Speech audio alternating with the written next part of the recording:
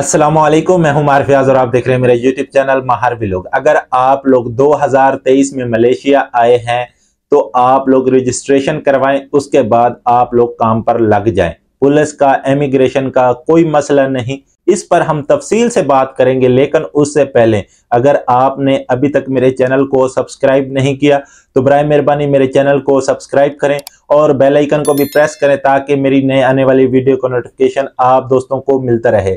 सिर्फ 200 सब्सक्राइबरों की ज़रूरत है। तमाम दोस्तों से गुजारिश है कि मेरे चैनल को ज़रूर सब्सक्राइब करें ताकि हमारे 10,000 सब्सक्राइबर कंप्लीट हो सकें।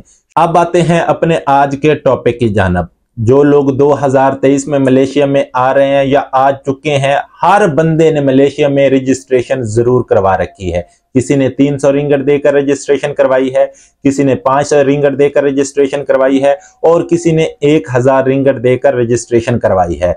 और जिन लोगों से वो रजिस्ट्रेशन करवाते हैं उनका दावा होता है कि आप लोग हमसे रजिस्ट्रेशन करवाएं, उसके बाद आप लोग काम पर लग जाएं। अगर पुलिस या इमिग्रेशन आपको पकड़ती है तो हम आपके पीछे आएंगे, आपको छुड़वाएंगे, क्योंकि हमने आपके फिंगर करवाने हैं। बस आप हमें 8000 रिंगट दे दें या 7000 रिंगट दे दें या 10,000 रिंगट दे दें, उसके बाद हम लोग आपका वीजा लगवा कर देंगे। चाहे आप जिस भी कैटेगरी का वीजा लेना चाहते हैं हम लोग आपको लगवा कर देंगे।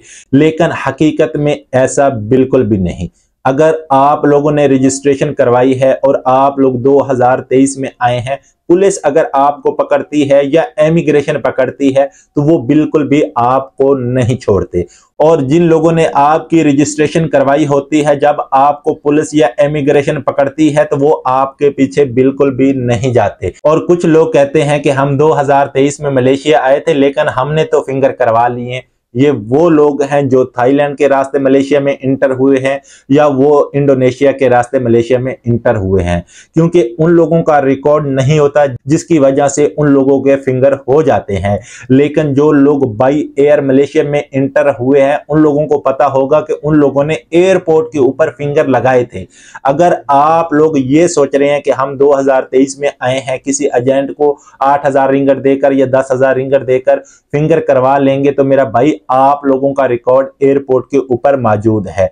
जब आप लोग फिंगर करवाने जाते हैं तो वहां पर भी फिंगर ही होते हैं। जब आप फिंगर वहां पर करवाते हैं तो आपका पिछला रिकॉर्ड जो होता है वो सामने आ जाता है कि ये बंदा किस डेट को मलेशिया में इंटर हुआ था और कौन से सन में इंटर हुआ था। 2021 में हुआ था या 2022 में हुआ था या 2023 में हुआ है। जो लोग 2023 में मलेशिया में आए हैं, मैंने पिछली वीडियो में भी बताया था कि उनके फिंगर अभी तक नहीं हो रहे। ये जो एजेंट हजरात आपकी रजिस्ट्रेशन करवा रहे हैं और आपको एक लेटर देते हैं, रजिस्ट्रेशन लेटर देते हैं और आपको ऑनलाइन चेक भी करवाते हैं, मेरा भाई उसकी बिल्कुल भी कोई वैल्यू नहीं इमिग्रेशन की नजर में और पुलिस की नजर में। अगर आप लोग 2022 में या 21 में आए हैं तो वो लेटर आपके लिए मददगार साबित होगा। लेकिन अगर आप लोग 2023 में आए हैं तो उसकी बिल्कुल भी कोई वैल्यू नहीं। इमिग्रेशन और पुलिस उसको बिल्कुल भी नहीं मानती।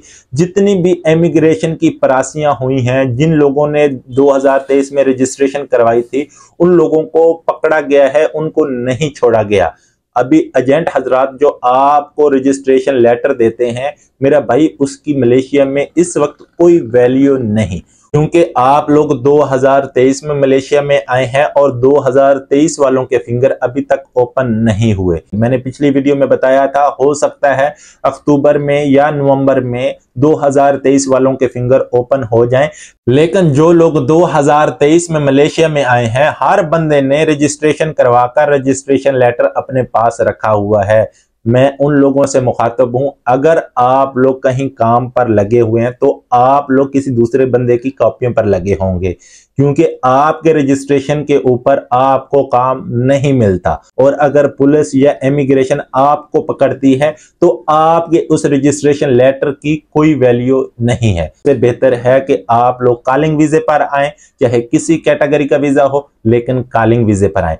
ना ही रजिस्ट्रेशन लेटर पर आपको काम मिलता है और ना ही रजिस्ट्रेशन लेटर पर पुलिस या इमिग्रेशन आप लोगों को छोड़ती है। उम्मीद है आज की वीडियो आप दोस्तों को पसंद आएगी। वीडियो पसंद आए तो वीडियो को लाइक करें और चैनल को जरूर सब्सक्राइब करें। तब तक के लिए अल्लाह ने के बाद।